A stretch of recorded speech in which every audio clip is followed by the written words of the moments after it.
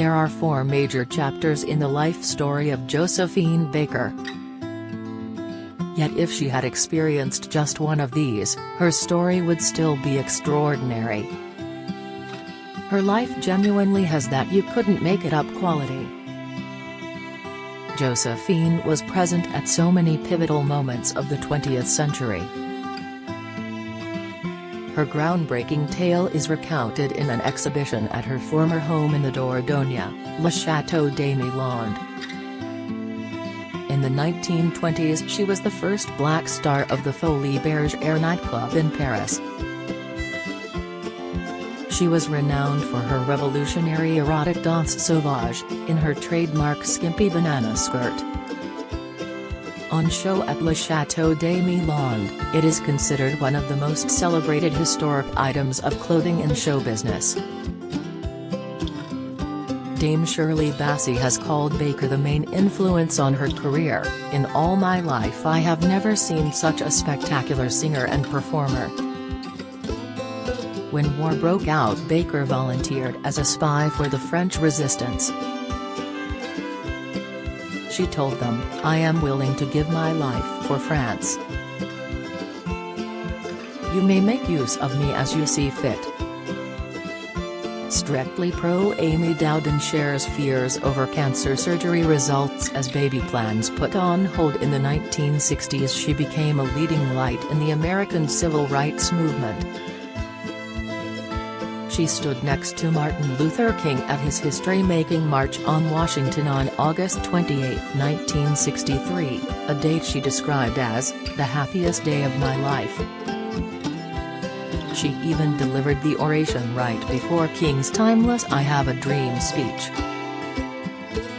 When she died in 1975, her funeral at l'Église de la Madeleine in Paris was attended by more than 20,000 mourners. None of that would have seemed possible when the first chapter opened and she was born into a world of extreme poverty and discrimination in 1906.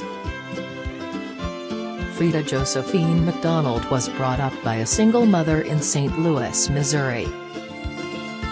At 8 years old she started work as a servant for white families in St. Louis.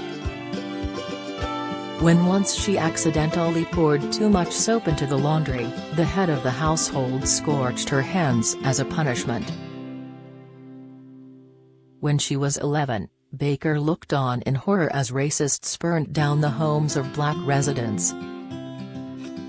She later remembered, "We children stood huddled together in bewilderment, frightened to death by the screams of the Negro families running across this bridge, with nothing but what they had on their backs."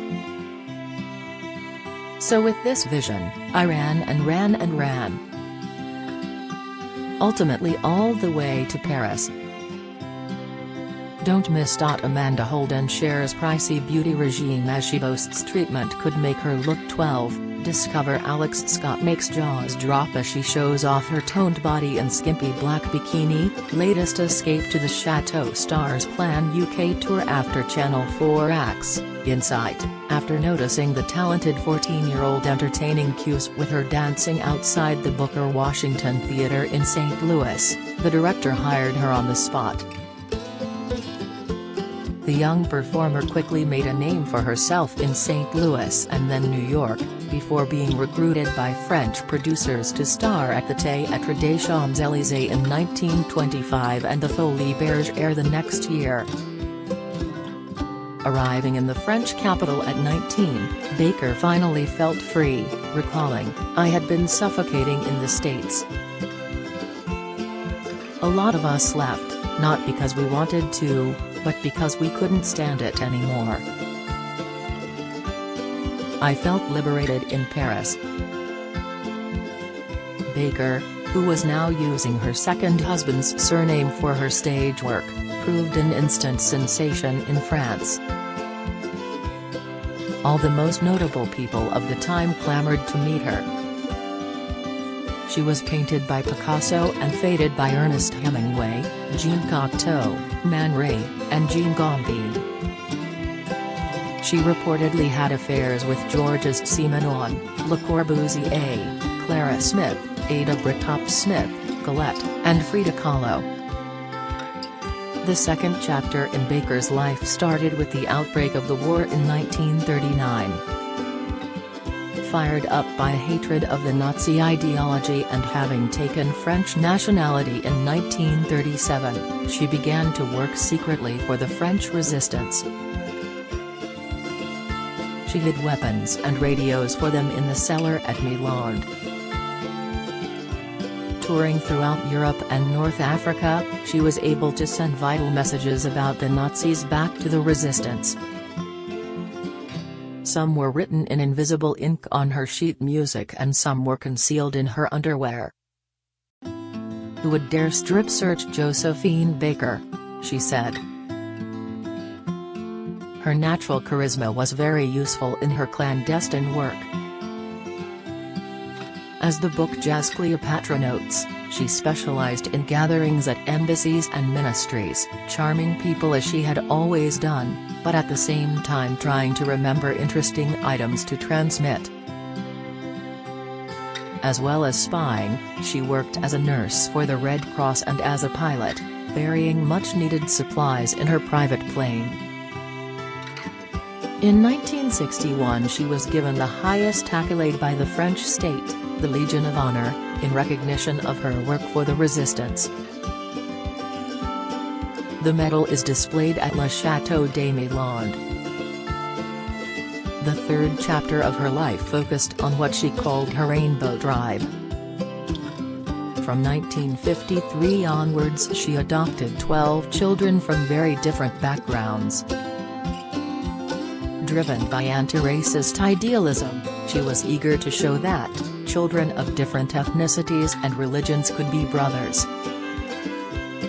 Milan, where Baker employed 120 people during the 1950s, became known as the capital of brotherhood, the village of the world. But despite her phenomenal achievements, Baker was still not done with making history. The fourth chapter of her life commenced in the 1950s when she became a dedicated campaigner for the civil rights movement in the U.S. When she went to New York with her fourth husband, French composer Joe Bouillon, in the 1950s, they were turned away from 36 hotels which banned couples from different races. She rejected many lucrative offers to play for segregated audiences in the U.S. Baker was on the receiving end of death threats from the Ku Klux Klan, but asserted that they did not scare her.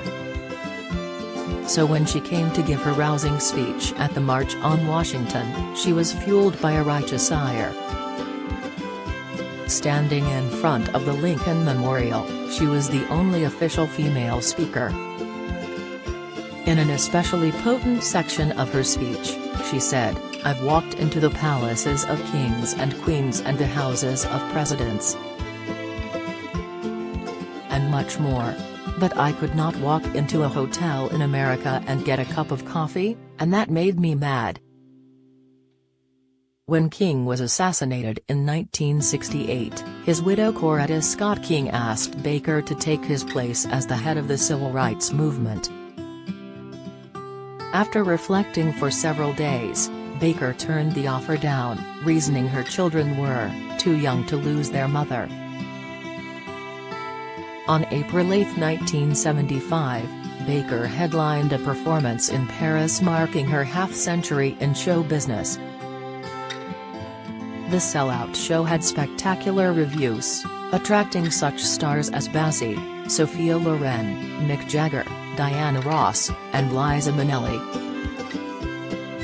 Baker was discovered in a coma in her bedroom 4 days later, and died in hospital from a cerebral hemorrhage. There is now a place Josephine Baker in Montparnasse, Paris, and on November 30, 2021, a ceremony in her honor was held at the Panthéon. She became the first black woman to be memorialized at the iconic monument. As Hemingway so rightly put it, Baker was the most sensational woman anyone ever saw. From June 23 to 25, A festival celebrating her life and times is being held at Milan. More details at Milan.com. James stayed at Rochebois.com.